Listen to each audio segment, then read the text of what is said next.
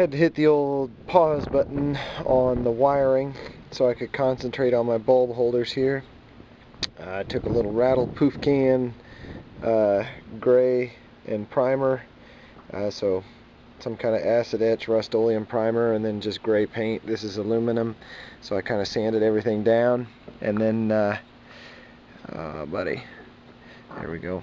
I had to fit these seals on there, so I used a little RVT glue, RVT silicone, whatever you want to call it, and then, you know, binder clipped everything to it. So this one's kind of still drying, but it's almost done, and this will be ready to put on the car. But yeah, I had to hit the old pause button to get all of that stuff done, and these look really nice. These seals are actually one of the best aftermarket parts I've seen so far. They fit really well. These are kind of persnickety little fixtures. They have a little groove in the back that it snaps into and all that kind of stuff, and they actually fit just perfect. So I was really impressed with that part. That's a Karmann Ghia parts and restoration part. So anyway, I'm going to just let these set up, and then we'll put them on the car. I'm trying to restore this mirror. I got the mirror bagged up here. I took the glass out of it. We'll go through that in a minute. But I scuffed this down, gave it a little Rust-Oleum black. So this is not an exterior part, this is an interior part, so I'm okay with this, even though it'll probably still flake off. That's what we're doing on this. This is the these are in convertible bugs and all Karmann Ghias, this mirror mount.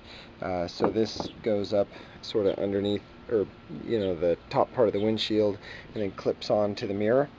And you can see it's pretty yellow, and that's the original color back there, is that kind of white. Here's the plug for it, so you can see this side of it. Sorry guys. And I got this heirloom white paint. You guys probably can't tell, but that's white, and then that's off-white. So that was pretty close to the color that I saw there. And what I'm going to do is use a little Bulldog adhesion promoter, because this is a plastic part. So we're going to spray it down with some Bulldog, and then shoot it with some paint. So the directions here tell you 2 really light coats, and then 5 to 10 minutes before your next coating. So we're going to give it 2 quick coats, about 5 minutes apart, and then we're going to hit it with the heirloom there. Don't tell my wife I took her heirloom paint. This is a pretty good piece of glass here, and the one that I took out of my other mirror, I think you guys can see the edges of it here are kind of separated out. I don't know what happens to mirrors, but this one was kind of crappy, kind of not horrible, but this one's in real good shape. There's maybe a little edging on it, but not as much. So on these, there's 2 screws up top here that you take out. Sometimes they're a little funky, but that's okay. They've been in there for 40 years. I think we're going to hit it with some heat real quick.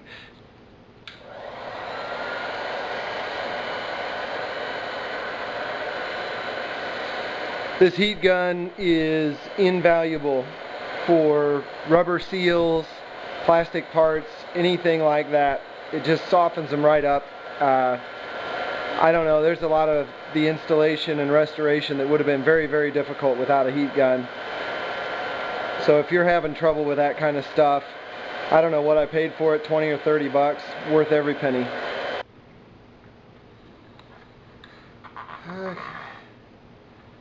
It wants to come out of there.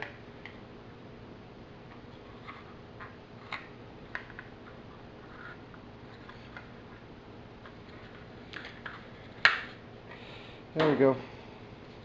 The 2 dots go down. So this one's got just a little check right there. And yes, that was there before I started hitting it with the screwdriver. So anyway, we'll swap these out, and once the paint dries there.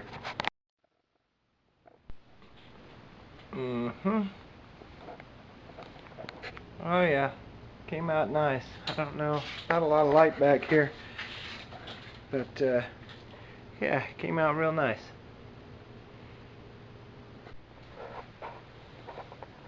Yep.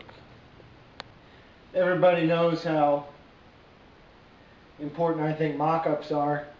And you know, last night when I put this whole thing together, shot a video, and I was excited to get the video up just to show everybody that it had been done, because I haven't had a video up in a little while. But it didn't really function great. So today I repaired this slide from another door and kind of greased everything up, and have a little better power supply, and just wanted to show that, you know, we're dealing with good stuff here.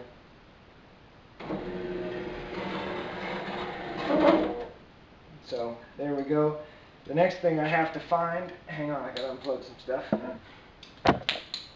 Next thing I have to find is a good deal here. The latches that I got are, they need to have a master controller in line, because they try and feed 2 hots in here and then 1 ground, and the master controller on another window will cut out one of the hots or something. There's something that does it different, but with this controller you can't make it work. So just got to get new controllers, no big deal. So anyway, just wanted to show everybody that it does work really well. And there was one other part I missed. I should have put this in there.